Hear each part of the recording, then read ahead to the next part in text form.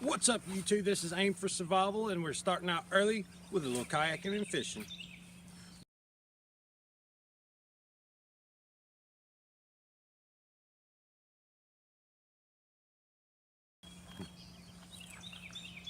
So it's cold this morning, guys. The dew was froze to the windshield of the truck, and that's okay. It ain't gonna stop us. We do got the 12-foot Journey kayak on top. We do have the Vapor Angler on there as well. Now it's 10-foot kayak. I got the J-bars installed, and I love the way they're running. All right, as we get started, I'm going to show you some of the basic gear we're carrying for this trip. Now, kayaks have limited room, so we're going to use our Shakespeare collapsible fishing rods. We also have our big poles. We have an ugly stick, open face reel, and we have a booyah. Now, these pretty much cover all your deep water and bank fishing as far as getting under brush. These work especially well for kayaking. Now on the side here, you see I've got the check gas mask kit. This is actually my tackle bag. It is waterproof, fits right between my legs in the kayak, and it works really, really well. On my back, you see I do have the 2018 splash kit in case something goes wrong, and in cold weather that fire might be necessary. It really might be. So let's get loaded up and keep going. The beard's coming in nice. Keeps good and warm. One more thought as we go on and we get into this fishing and kayaking trip, I want to mention, please note that I do not have a bunch of gear on me. This is about the max I will carry on that kayak. Now I have my camera gear, which does take up a little more room. However, to make sure you have some food and water, a way to procure water. These things are very important. You can ruin a trip quick. Ooh, I'm ready to get on that water. We've got some driving we got to knock out first, so let's get started.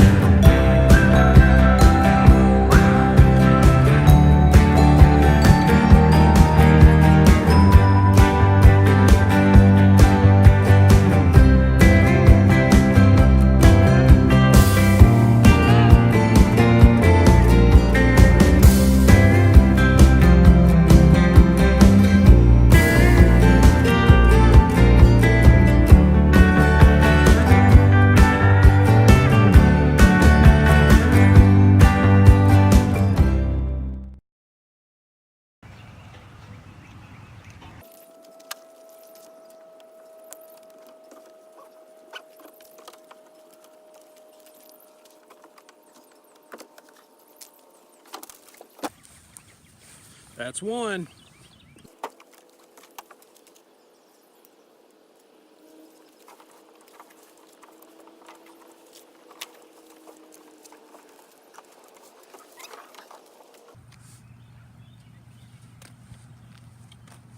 That's two.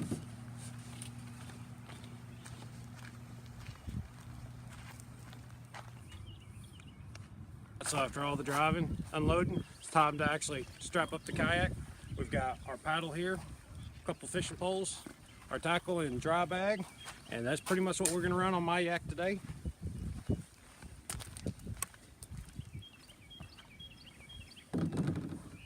This kayak features a couple fishing rod holders, very handy. You got one in the center also. It comes with a black storage tank. However, I don't trust them, so I do have my dry bag in the back, my tackle up front with me, And we're bringing live bait this time.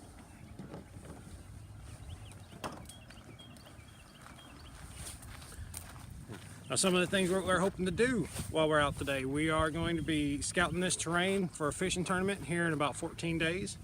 We're going to study the fishing habits, where they're bedding down, what kind of bait and lures that they hit on, and we're just going to have a good time. Y'all come along.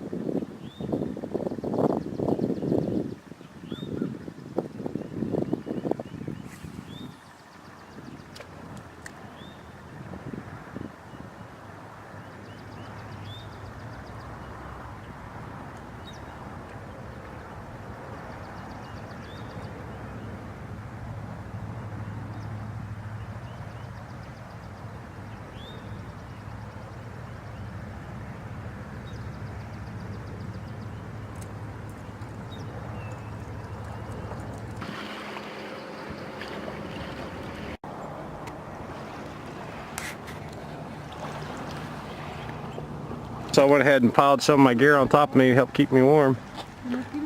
We've got a couple of our buddies out here on a couple fresh kayaks.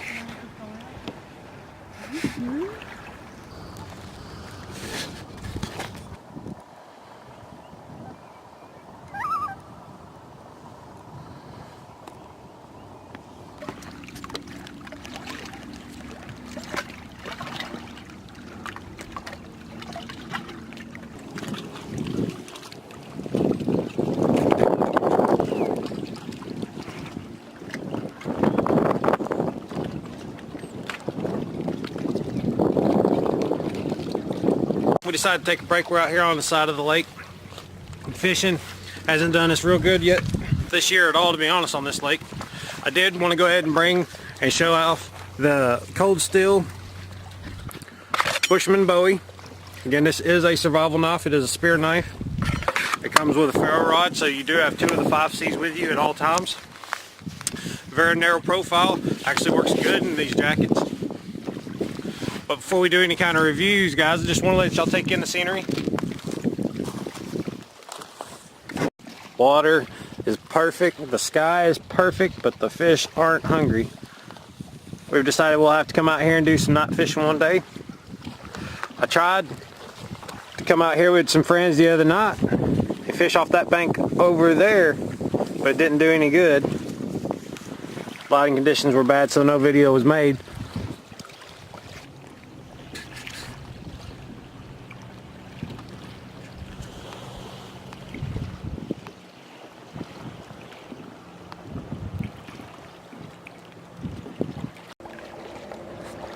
Looking at this cove over here, see all the wash up debris, and look how fine the pebbles are here on this beach. There is no sand, it is all rocks. Speaking of rocks, we were fishing, I threw out my anchor with all the 4 hooks out, sat there for about 10 minutes, realized it's time to go, pulled my anchor up. Well, correction, I couldn't pull my anchor up, so I had to cut it loose. Mind you, keep a knife handy, and don't trust your gear. Not anchors anyway. I spotted a man-made area, and lo and behold, we just picked up an extra fishing rod. The reel here, which is about the only salvageable thing I really see on it, It's already been taped on once, so the rod is probably all but lost. It's an auto cast 2, and it's made of graphite. Well, in further inspection, you notice this is a perfect little hot spot by this downed tree. Gives us multiple points to run ridge lines. Trees are close enough to hammock camp off of. Got plenty of firewood. We might have to remember this one day. I do see more refuse or garbage down the way here, but we're going to take the rod that we found and head back to the boats. See, everybody's out here having a good time. We done nailed out the fire. They didn't think it could be done after the rains. This right here is what experience gives you, everyone. Nice warm fire on a real cold day.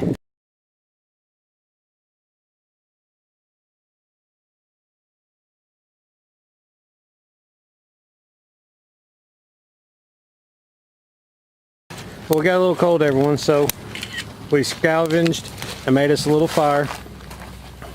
We used a little cotton ball, the Pathfinder School ferro rod, and a lot of pine pitch, or as I would say, some yellow evergreen.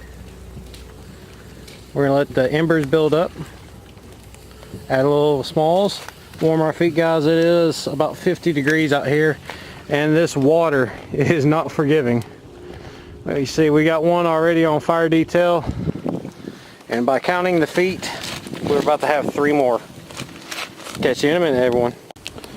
I don't know if y'all can hear it, but as the air is feeding this fire, it is producing a lot of heat, so it is burning very efficiently. Backing away from the fire, you notice there is no smoke. That means there is no wasted energy. It is a very efficient form of fire. We have based this fire on a rock, which has added oxygen to the flame, and also given us a perfect heat reflector. Okay, everyone, they asked for a fire demonstration, and you have an active fire after 3 days of rain. We're going to use this rock here to demonstrate how to use the Pathfinder fire starter. This is a ferrocerium rod, and a thick one at that, 1/4 inch thick. And we're going to practice on this rock here. Everybody has one opportunity. Well, they can strike it as many times as they want, but they only have 1/4 cotton ball to make flame. Let's go to the rock and see what we see. All right, first try. Next. Here we are, student number 2. First try. Right there is all you need.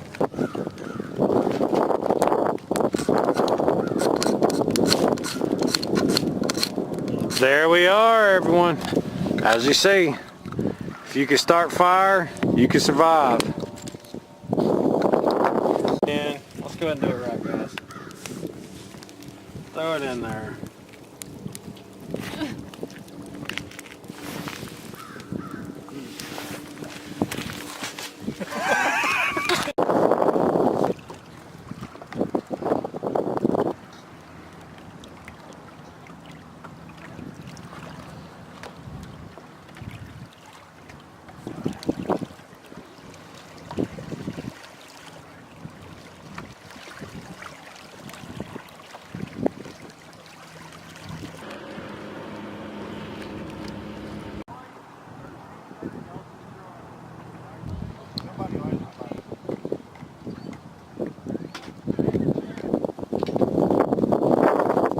Without any help? Oh, it's still burning. Look, still burning. Maria's first Ranger fire, doused on by a pile of boulders. Sound effects as well.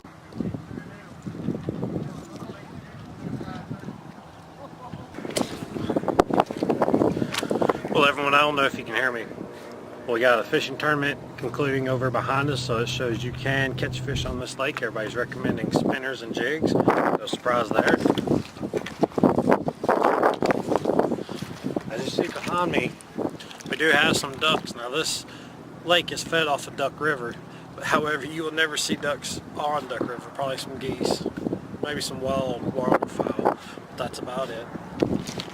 And we caught nothing all day. 4 of us again fishing, and nothing was biting for us. But then again, you know, we only bank fished on a small bit of this lake. We'll hit more areas come time for the fishing tournament.